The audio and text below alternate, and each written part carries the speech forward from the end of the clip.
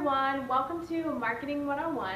So the first thing we're going to do today is take out our iPads, and if you'll flip to the very first page of apps, in the bottom right hand corner there's a link that says Marketing Pretest.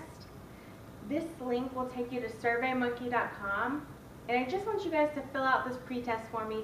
It's not going to be graded, it's just for me to find out how much each and every one of you knows about marketing before you get started. So we'll go ahead and start off that way. Just take 5 to 10 minutes to fill it out, no pressure, but do the best that you can so I know how much you already know.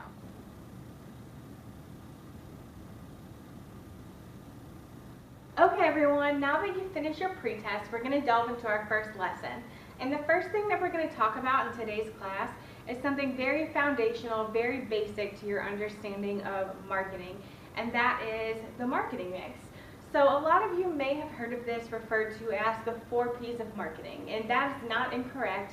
That's just a very traditional way of looking at the marketing mix. So what we're going to go over today, or at least a portion of what we're going to go over, is learning those 4 P's of marketing, but also on top of that learning sort of an associating word, so that you don't have an idea of just what the 4 P's are, but also what they mean and how the 4 elements of the marketing mix work together.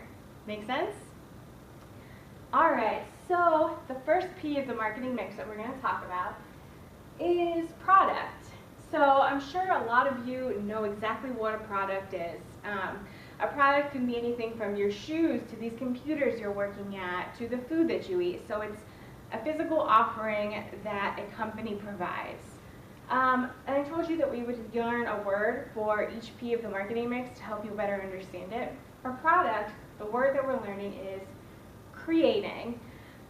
So you might think creating a product, you're probably thinking of something very physical. So a company that makes Nike tennis shoes, so they're creating those tennis shoes. But in the world of marketing, creating has sort of a double-sided meaning, and there's a lot of collaboration that goes into that. So you're collaborating with customers and suppliers, and the end goal is to create a product that has value for customers.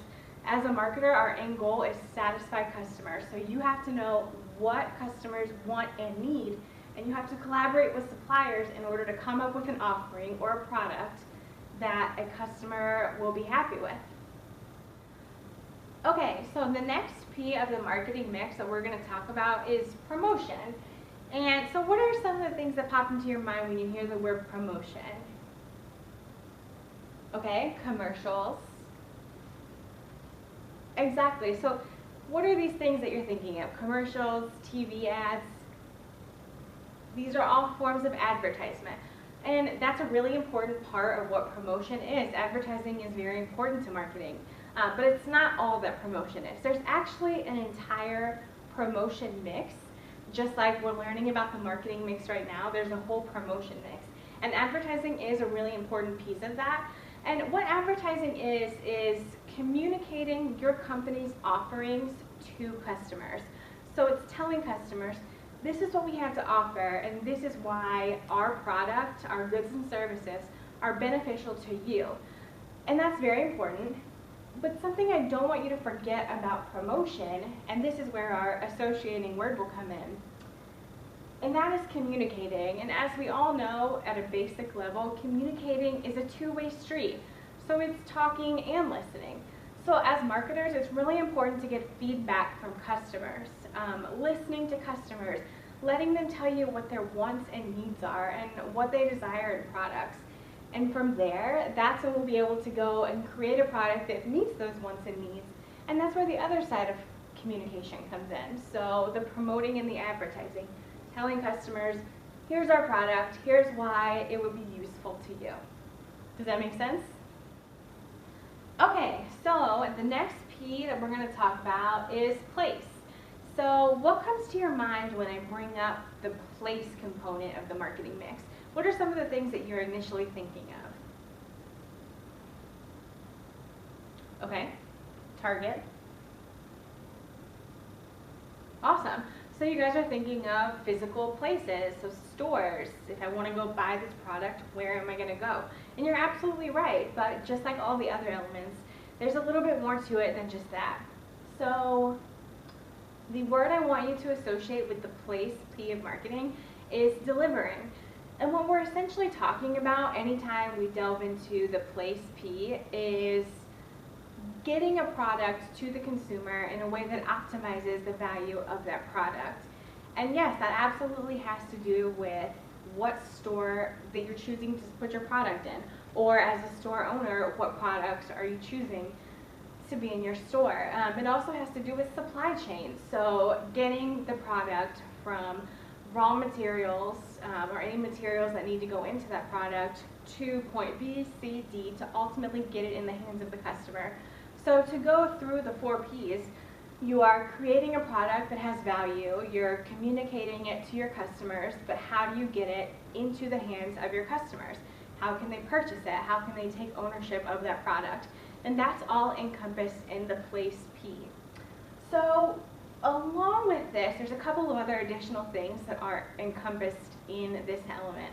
And that can be the packaging of your product. So is my product packaged in a way that protects the product the best that it can? Is the packaging appealing? Is it overbearing? Is the packaging environmentally friendly? Will my target market care if my packaging is environmentally friendly? It also has to do with store placement. So I know I want my product to be in Target, but where will my target market see my product? Where does it need to be placed in the store for optimized value? So where are they going to see it the best that they can? This also has to do with the physical setting of your store. So let's say you're a small business owner. You need to think about what kind of experience you want customers to have when they walk into your store. So for example, walking into an Apple store is very different than walking into a Starbucks, right? Two totally different experiences.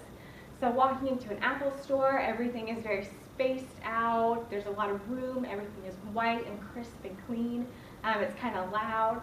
And walking into a Starbucks is a very different experience. So lots of people in a small area, there's usually music playing, the lights are dimmed.